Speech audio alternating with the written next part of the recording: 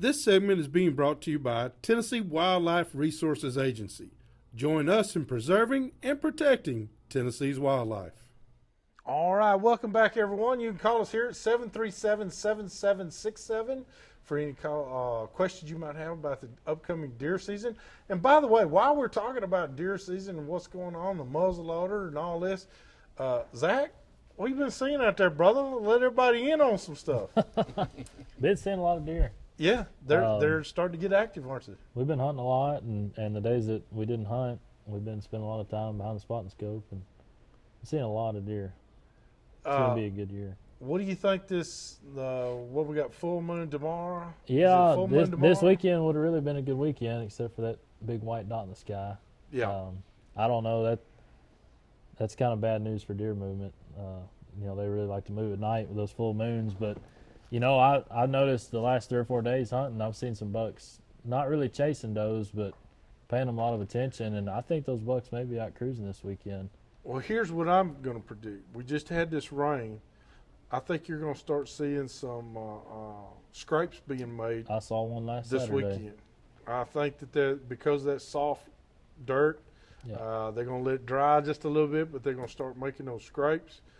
And I'm going to predict that if you will hunt between 10 and 2, you might accidentally sneak up on one. Yeah. Full moon tends to do that. They kind of stay up all night.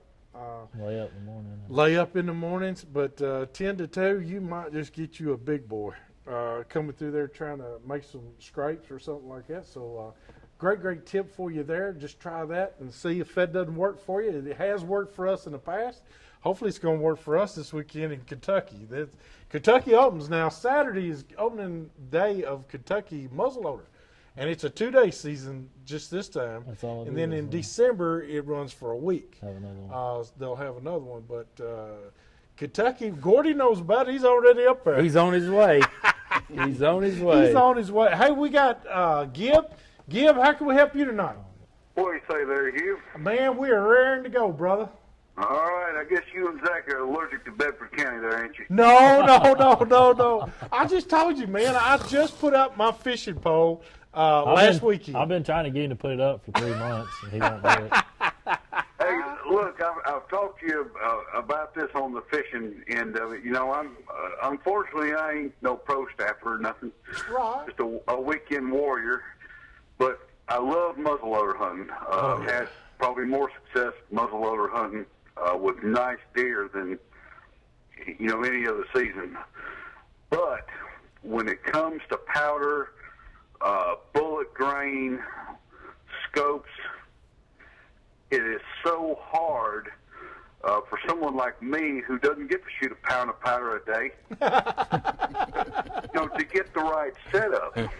And I also have a night rifle, but the pellets to me are really easy, but I don't get the consistent shot groups like I would like to, and I've missed some good deer because of that. And I would like to see the manufacturers get together and put things together. You're talking about, Gib, like have something that if you're shooting an MK85, we recommend 100 grains of powder or 120 grains of loose 777 with one of these bloodline bullets. And that's what we highly recommend because that's what we shoot. Is that what you're saying? Yes, Okay. But I just don't know, and I don't have the time to keep shooting to find the right match. Well, Gib, I'm going to also tell you one other thing that a lot of people don't know. Barry, Gordy, all of the guys there, the pro staffers, Mike, they answer emails. And you can email them. I know because I've emailed Gordy, and Gordy's rapid response comes back and tells me what I need to try or try this or do this. And that's what the pro staffers are for. You guys are always answering emails and telephone calls and questions from consumers that go, I'm giving up, and I got to have this. But you guys walk them through it, and they're like happy campers after that. I had had a guy call in. He bought a new ultralight, and he sent it back in, and he said with a letter, said, "Hey, I waited on this gun for a year. I got it. I took it to the range and I shot it, and it's all over the place. It won't even stay on a pipe plate at 100 yards. And so Gordy asked me, he said, take this gun and tell me if there's something wrong with it. And we call him the hacksaw man, because if you bring a gun in and it doesn't shoot, it gets hacksawed. I mean, he'll saw it in one in half. I mean, it doesn't matter what it looks like, how pretty it is. And So for what would I do? Just go to Night Rifles and do some kind of email? Yeah, you can do that. Contact Gordy Edwards at nightrifles.com, or you can send me some information. It's barry.breakbill@hotmail.com. Also, I blog on 24-hour campground or campfire, Hunter's Net. I'm on several different websites answering questions as Discman, so you can send me something on that, and I'll be glad to. But I tell you, I'll just give you a couple of quick ones. This is what I do for everybody. Try 80, 90, or 100 grains of black powder and a 250 grain bullet in your night rifle, and you should, as long as you use a loose powder, and you can use 777, you can use RS Select. If you've got an older night rifle like an MK85, I recommend that you use RS pistol powder, 80 grains to 90 grains in the MK85 or a BK92. All right. Hey, Gib. And God bless y'all. All right, Gib. Appreciate it, brother. And we got Randy. Randy, how can we help you tonight? Yes, I've got a couple of questions. First off, on your shotgun muzzleloader, do you make them in the left-hand model thumb hole stock? And my second question, I've got an old Knight muzzleloader I bought 20-something years ago. It's called a Black Knight. Yep. I'd like to get some information about it. Thank you. All right. And what about the left-handed TK2000? They don't make it. They make a straight stock that you can shoot left or right. That's what I was thinking. And they also make it in a thumb hole stock. And Right. so for the left-hander, it's just a straight stock. The BK90, what they call the Black Knight. That was the Black Knight. Mm-hmm. It was a blued MK85. That's what it was. That's all it was. It was an MK85 that had been blued, and they called it the Black Knight. I And got it's one of those too. one in 28 twist. Yeah. Great shooting gun. And once again, the initials are one of his kids' initials. That's right. That's right. That's awesome. Awesome. All right. We have Clarence. Clarence, how can we help you tonight? Yes. Well, you already answered one of the questions, but I got a Thompson Center. Mm-hmm. What I want to find out is I'm using two of the pellets, the 777 pellets. Yes, sir. I'm using about a 295, 294 grain savage. Right. And I'm having the same problem, man. It ain't getting consistent. And, and another thing is I kind of wanted to get that number for Knight number again, so I can give him a call and maybe get set up with another rifle. Well, I tell you what. First off, you can put that Thompson on Craigslist and get a Knight. Absolutely. All right, that's what I recommend. But since you got that anyway, I think he needs to quit not play with the powder, but play with the bullet a little bit, don't you? Well, the problem with 777 powder, as most people have found out, if you don't clean swab between every shot, it starts to get a crud ring at the very bottom. Yes. And that will affect how well you load that bullet, because if you're not seating your bullet all the way past that crud ring, then it's not sitting right on top of the powder, and that could be a problem with some of your inconsistencies. Okay.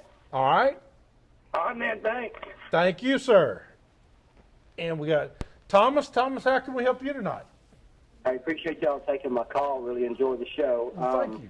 I live down here in Rutherford County, out in Rockville, Tennessee, and had about 300 acres of corn this year until the hogs took about 50 of it from me and whatnot. And I was just wondering if you could tell me what some rules and regulations and limits and whatnot on shooting these hogs and whatnot. And 30-30 just don't seem to want to knock some of them big ones down. And my buddy's got a muzzleloader, and I was just wanting to kind of advise him what he needs to be shooting at them. And that's pretty much my question. All right. Well, let's answer one of your questions is that there is no season because hogs aren't considered game animals anymore. As of last year, they've taken them off the big game hunting list. They are a nuisance animal now. You do have to go through Tennessee Wildlife Resources Agency. They have to send one of the game wardens out there or one of the biologists to make sure that what you have is a hog problem. And what they will do is they'll give you some, what they call it, hunter. Order destruction permits. Right, but you're giving so many hunters for I that. think it's 10 people. 10 people at the max. Yeah. But you're giving 10 people that are legally can go on that property and take these hogs. Nobody else can do that now. If they're not on that list, you can't go. So the best thing to do is call Tennessee Wildlife Resources Agency and get with a game warden or a biologist there and let them explain it to you a little bit better. But as of right now, they're taking off the big game list, and they are a nuisance animal, and they're trying to eradicate all of them. Now, was he calling us to ask us if we wanted to come down there and help Yeah, him? I was going to say he's got 4 of the 10. I mean, I think we could all We're be on glad that to come list. down there. We're on that list, but I've got a huge number right here. There- You got 4 of the got 10 my shooters number, here. brother. I tell you what. I'll definitely give you a call. Well, we really appreciate it, and we hope that answers your question. Hey, appreciate it. Y'all have a good night. Thank you. Hey, a lot of great questions tonight, guys. And I mean, you see, though, I'm telling you, ladies and gentlemen that want to do this all-season hunting, from a bow to a muzzleloader to a rifle, they have questions because you guys hunt muzzleloader mainly. That's what you do. You shoot muzzleloader. That's strictly all I muzzleloader. shoot. Well, see, now these other guys and gals out here, they're doing all three. They're hunting with a bow, muzzleloader. So it's hard to put back all that time. We can't burn a pound of powder a day. My wife would disown me. But we can learn from your experiences. That's what I'm trying to say. That's why you guys are so important.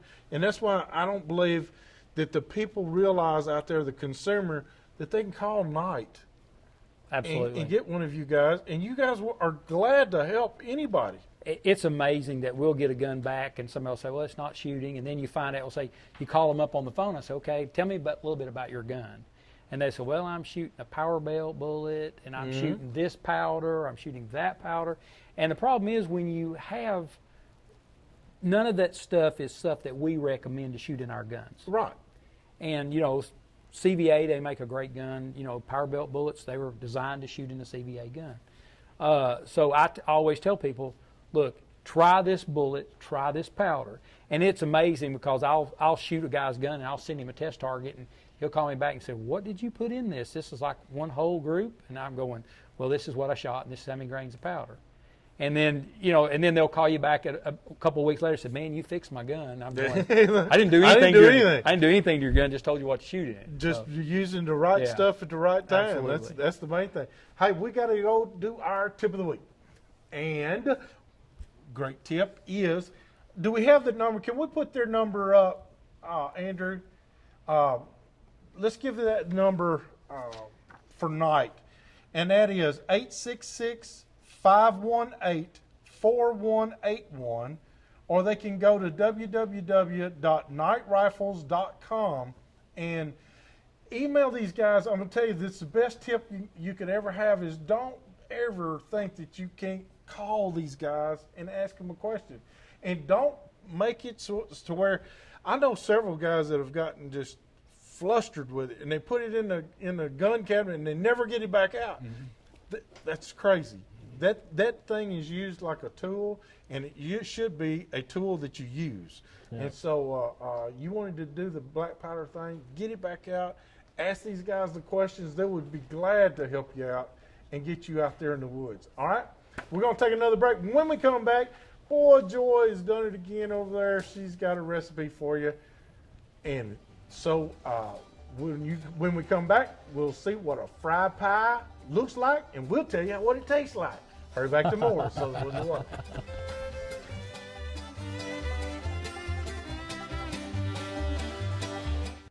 This segment is being brought to you by Covenant Heating and Cooling, providing excellence in comfort solutions.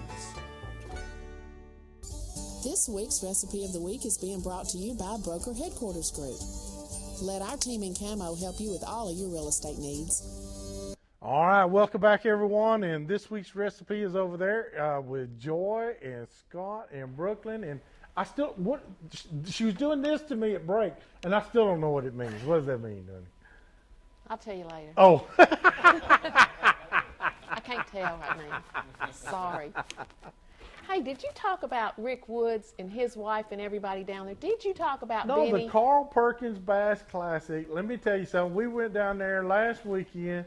That if you didn't get to go, you missed probably the best bass tournament in the South, I think. The best run. All the guys down there. Of course, all the proceeds go to the Children Abuse Prevention Center. And so, but we had Larry and Wanda Townsend. We got to thank them, Joy, because they allowed you and I to stay in their Winnebago. Yeah, that was fun. That was fun. And Benny set it all up. Benny set it all up for us. But what a great, if you ever want to go to a group in Parsons, Tennessee, I think everybody in Parsons, Tennessee was there. I'm not kidding. Too. That was so neat to see how the Woods, Judge Woods and his whole family was supported by that whole entire town. That's right. pretty impressive, and we thank you. And we will be there next year for sure. That's right. It is real nice. And Mark Arnold was there with Team Foul Quest was there too, showing off And his wife, new Lisa, yeah. his new decoys. Yeah. So, Okay, you be quiet for a minute. no. Our recipe. Our recipe with Brooklyn. Golly, you outdid yourself tonight. I tasted one, and they are awesome. Yeah. And Scott, I know that, we got to say something about our cousin. This is Randy Randall is our cousin. He lives in Mount Juliet, and we used his honey that he raised with his bees. Awesome. The best. It is good. It is good. And Hugh's been taking this for about 2 months because he has ragweed pollen like you would not believe, allergies to it. That'll do it. And he's been taking it for 2 months, and I promise he hasn't taken any medicine. He can go outside, and he's doing great. And it was all with Randy's honey. He's a man. He's a man. Tell us how you did that. They're called what? Apple roll-ups? And Papa, better known as Hugh, said that they were fried, but we didn't fry them. You could. You can. But we baked them. You can. Tell us what you did. All right. Well, basically what we did is we peeled and cored 6 apples of your choice. A little bit of water, about a half a stick of butter, a little cinnamon, about a quarter of a pinch of cinnamon, and some nutmeg. Yum. You can add nuts to it, whether it be almonds or pecans or slivered almonds or whatever your fancy is. And you get a can of Grand biscuits, roll them out to about 10 inches in circumference, cut them in half, take it and just put you a healthy little line in front of it, fold it over, take a fork, and just kind of pinch the edge of it with it, and that will seal it somewhat. And you bake them for about 350 degrees for 16 minutes, or you can fry them. You can fry them on the campfire. You can bake them in a Dutch oven, and you can peaches, whatever. You're you going want. hunting with us this weekend, aren't you? In Kentucky with Dad. Well, that'd be good because then we can let him cook us some in the Dutch oven. But they are really good. Be And our then first muzzleloader. I know you told me that if you didn't want to put sugar in it, that you could use the honey. Right. And drizzle it Good on the for you, top and- instead of putting the white sugar inside them. Want to say hi to anyone? Skylar? Your whole sisters? family? Your mother? I guess, hi Mimi, hey Mom, and hey my sisters, love you. What about your and little brother? Skylar and my brother. Yay. There you go, Hugh. Thank you. Brother out. Can't leave the little brother out. And I'll tell you what, that's a great recipe. That recipe is already on the website. It's already on the website, southernwoodsandwaters.com. Thank you, Joe, for that. And now that y'all are through showing them off, send them on over. we got this part. I'll tell you what else is good on those things. A big dollop of homemade vanilla ice cream. Now, Mike. That's not on my diet anymore, but it's good. What? Oh, well, I tell you what. You can get that recipe along with many, many others on our website at southernwoodsandwaters.com. We thank them for that. Let's talk about what's coming out. Because, Barry, I've been waiting all show to hear this because I'm excited about this new night that we're bringing out. Tell us a little bit about it. Well, you know, when Knight was purchased from Pradco, They didn't get the rights to produce the KP1, which was the break action shotgun style rifle, switch barrel rifle, muzzleloader shotgun. So we're coming out with a KPX, and it's going to be in a 35 Wheeling, 444 and 4570, as well as a muzzleloader. All right. And stainless steel. We're really excited about it. I've been shooting one for about a couple of months now in a 45 caliber muzzleloader, and so we're excited about it. It's promising to be something special. That 35 Wheeling, that's a great round. I've been a 35 guy for years. Yeah. I actually have a Remington 350 Magnum, Mm-hmm. which is, I've always been, like I said, a couple of Marlin 35s. Well, for anything here in Tennessee that you go hunting for, Kentucky, that's the perfect gun. It is, absolutely. So. And that 35 Wheeling is, you can find the cartridges for it just about anywhere. Absolutely. And so it's a great round, and we're excited that y'all are coming out with this KPX. I mean, I cannot wait till we get one. Gordy, I want to get the first one over here. We show it off. So do it for us there. We appreciate it. Hey, we got to go give our giveaway tonight, and we have a $30 value of Rio ammunition. Rio graciously sent us a bunch of shotgun shells over here, even some for duck and turkey. $30 value. Be the fifth caller here, 737-7767. You can go duck, squirrel, or turkey. All three. Hurry back to more of Southern Woods and Waters.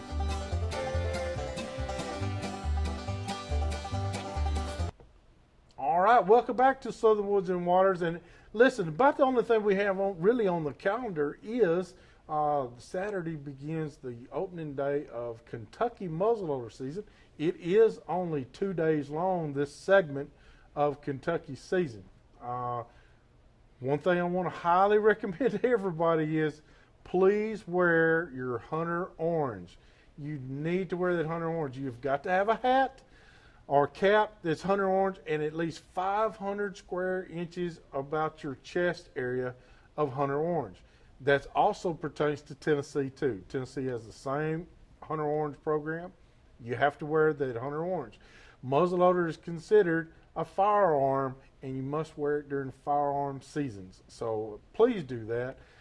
You definitely don't want a ticket for that.